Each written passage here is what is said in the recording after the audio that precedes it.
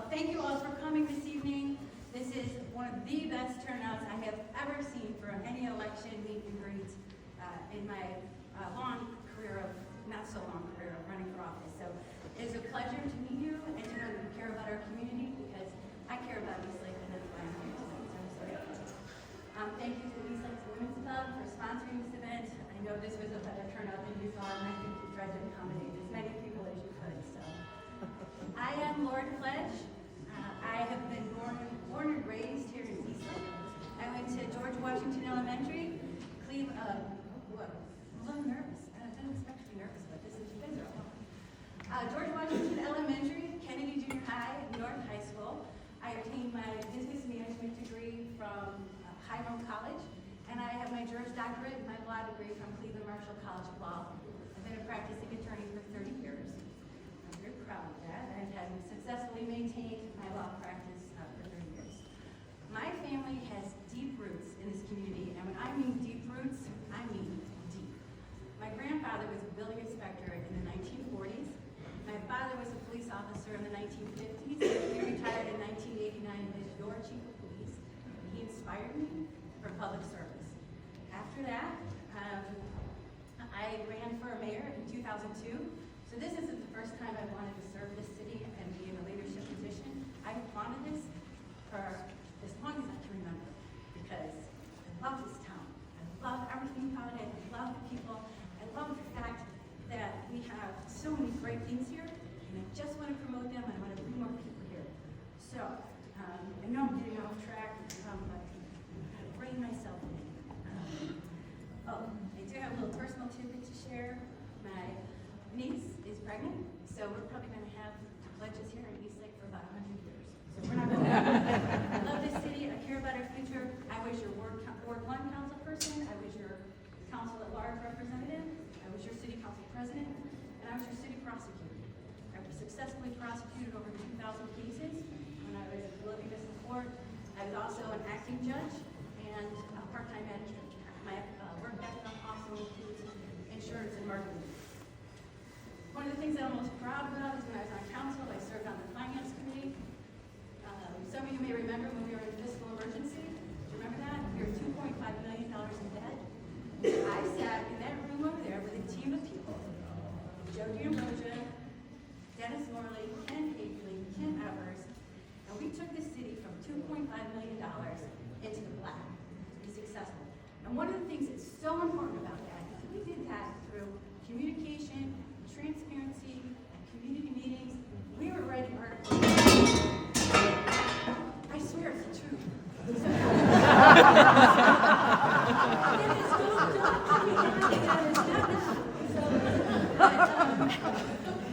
So we worked that line by line, hour after hour, and what you guys did is you thanked us, and you said, we believe in you, we believe your leadership, and you know what you guys did? Does anybody know what we did? The first time in 35 years, the residents of East Lake believed in their city government, and they passed first legislation. And that changed the whole trajectory of our citizens, of our city. Dennis was mayor, and we just took off. Everything, literally, it was a very pivotal moment, and I was so proud to be part of that, to give you back that faith in your government. And that's what I'm going to do as your mayor. I will be transparent. One of the things is, there's so much. There's so much.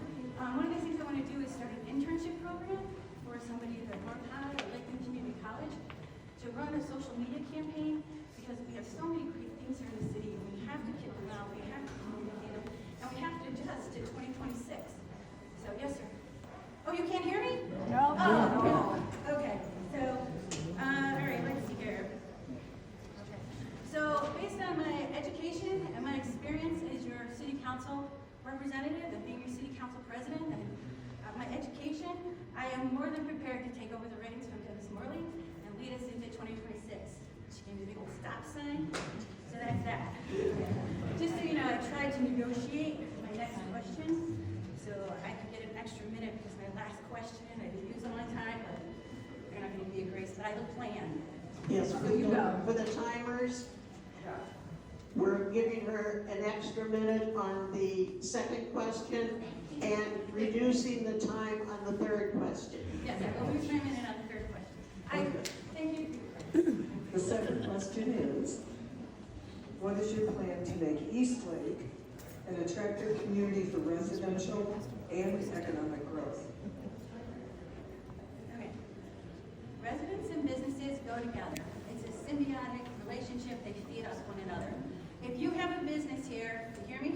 No, they're talking in the back. Close the doors.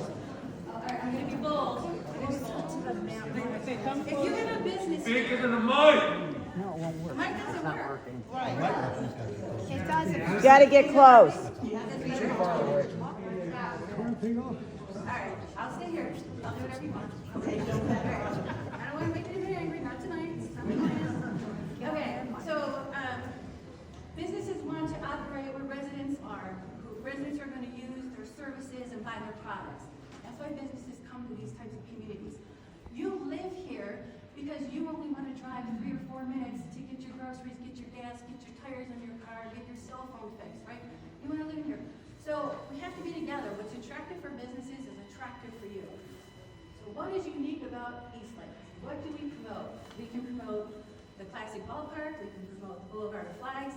It's been nationally recognized. It's been on the news, and we need to make sure that more people know about that. And I'm going to try to rub this all together. We have the Miracle League, which brings hundreds of people here throughout the summer. And we have river access, boating, fishing, charters, kayak and canoe rentals. We can do paddleboarding. And I'm sure all of you saw the article this morning in the News Herald about the Clean Energy Plant. I have been following that project.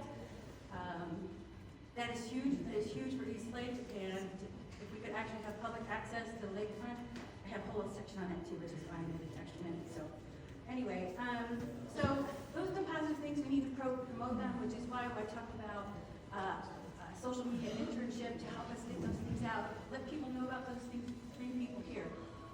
You want people to come to Eastlake, you want them to eat in your restaurants, you want them to buy products and services from our businesses, you want them to stay, you want them to have a good time, and you want them to come back with their friends, and then you want them to stay in a hotel, okay?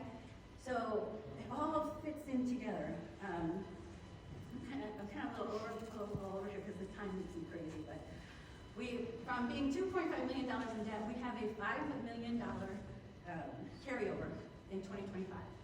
The stadium is going to be paid off in January 2027. That's like paying off your worst credit card debt, right? We all know that, so we're all excited about that. Vine Street Corridor. People ask me about the Vine Street Corridor. What are we going to do with the Vine Street Corridor? And it's been an eyesore of issues, trying to make something of it. COVID has changed the way that we shop. COVID has changed the way that businesses operate. People work from home, right? They don't need a storefront anymore. They don't want more store. My suggestion, or what I'm going to try to do as your mayor, when I have all the information that I need, is to create small business clusters. And an example of that is over at Erie and Lakeshore Boulevard, where they have that beer, wine, beverage store, and ice that's been there forever, right? A few years ago, who moved in right next to them? I love you to the moon and back bakery. And everybody's like, why are they together? Who would do that? But the point is that them moving in together reduce their overhead, maybe even shared employee costs, okay? Reduce their insurance costs. And what happens is, you're having, who's my lucky person? You're having a party on Saturday night, and you need to go and you want to get some popped and beer and wine, right?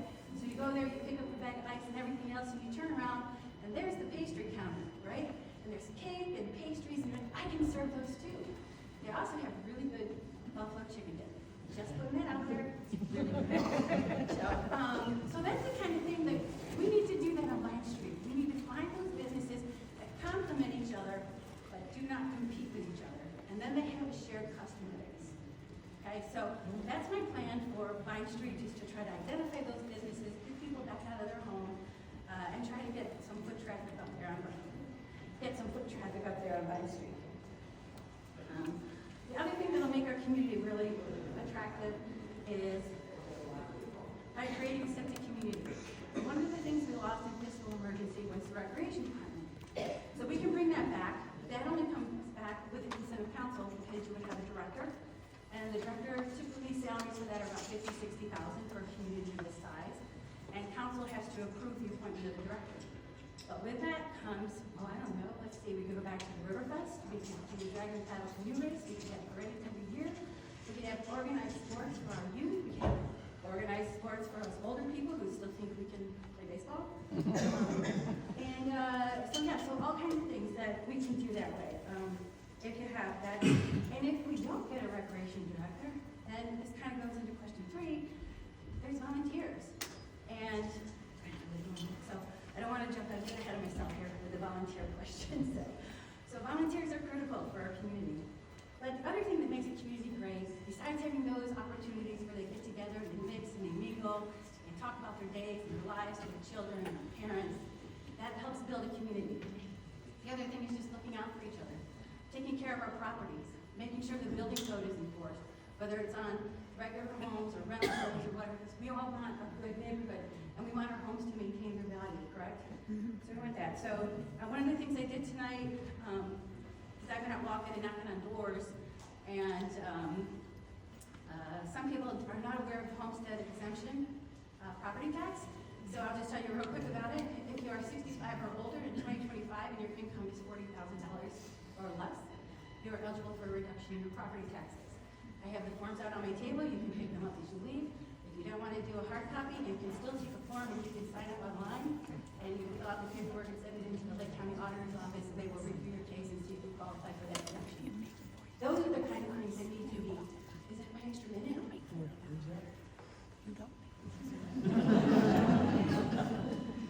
Okay, Okay. what is your personal management style? How would this continue to promote and encourage excellence in the current city departments? And in what ways would you utilize the talents and abilities of citizen volunteers? I'm going to cheat. I'm going to finish question 2. Okay. All right. So I just wanted to talk about the First Energy property again. I've been following that project for years. I grew up down there going to the seawall fishing, watching the sunsets, the sunrises, watching the waves crash, the storms come in. It's a tremendous asset for our community to have public access to it. I was so excited to wake up and see that, and I knew that First Energy sold it to Harbor Energy, and Harbor Energy sold it to ADI, and that they are a company that repurposes abandoned industrial site properties. But what a lot of people don't know is that there are brownfield grants. There are federal and state brownfield grants specifically designed for abandoned industrial properties. And this is why I wanted that minute. So that's the brownfield grants. So we can apply for those. I don't know if we're going to get them, but if we get them, we can use that money to improve not only First Energy, but probably some of those properties over on Vine Street too. So I wanted to put that out there. That's my idea in my head. I've had it for years. I've been watching grants that are hosting, grants come through. I think that's going to be great. Okay, question 3. My personal management style: collaborative, welcoming. I like to bring energy to a group, but I'm very determined when I make up my mind that I want to do something, including taking an extra minute. So voices will be heard, perspectives will be shared, and everything will be contemplated, and we'll bring people together to accomplish common goals. That's one of my core strengths. And in the end, decisions will be made. And if difficult decisions have to be made, I'm capable of making those too. As I said, I've been an attorney for 30 years. I have negotiated settlements for clients in their most highly sensitive matters. My efforts have enabled thousands of individuals to navigate the legal system and regain stability and control over their lives. I am their advocate. I'm a trained advocate. I will advocate for each and every one of you any day of the week. And I will advocate for the city every chance I get.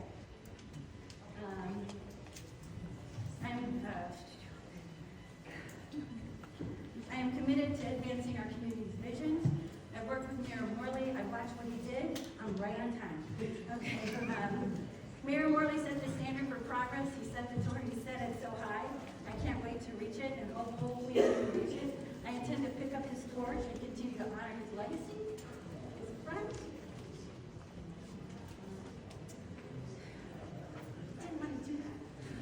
Anyway, I will continue to honor his legacy and his community involvement in excellence, as well as lifting up our directors and employees to be their very, very best. We are fortunate here to have excellent directors. I've worked with every single one of them, except for the service director, who I just met this afternoon, and he was just hired in February. But But we have excellent directors who are very, very lucky that way. I would expect the same level of excellence to continue under my leadership, and my office will align with that and support the directors, the employees, and our volunteers. Volunteers are a blessing in the community. In fact, we've had volunteer groups, Boy Scouts, Girl Scouts, organizations from North High School. They've all come out. Sometimes they raise the Boulevard flags. They help with distribution of food pantries. They're the lifeblood of the community. So we need to make sure that we continue to rely on them and honor them and respect them and encourage them. A few years ago, I was at some function with former Mayor of Willoughby, David Anderson, and we were talking about the revitalization of downtown Willoughby. And I asked him, I said, what do you attribute to the success of downtown Willoughby? Because if you remember it 30, 40 years ago, it wasn't the downtown Willoughby that it is today. And I remember his answer, and he said, and it just stuck with me. And he said, it's amazing what happens. I wrote it down. It's amazing what happens when you give creative people a little bit of support. And that's what I intend to do. I will give people a little bit of support. I'll give them a lot of support because I just want to. As elected as your next mayor, I will continue to support not only our volunteers, our employees and directors, but also our senior citizens, first responders, while being attentive to the financial management of the city. I will tell you where every dime is going. It'll be on the front page of the Gazette. It'll be online. I want you to know where your tax dollars are being spent. That transparency is so critical to trust and building a relationship between the leadership and the residents. So I believe that my extensive service to the city and my education, along with my ability to make difficult decisions and communicate transparency and address questions, make me the most experienced and qualified candidate to lead our city into 2026. I am Laura DePledge. I will be available at the conclusion of this meet and greet to speak with you and answer any questions that you might have. You can contact me by phone or email. You can literally Google my name and my law. This will pop up. Shoot me an email if you have a question. I'll be happy to answer it. You can. I don't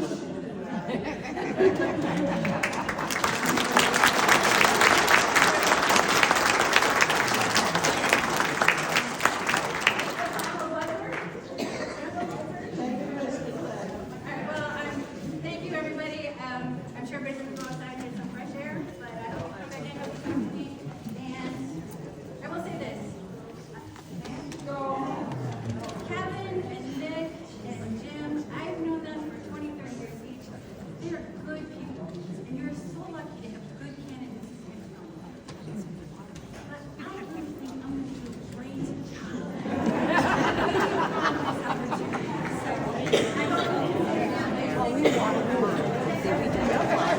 Right? Yeah, why can't we?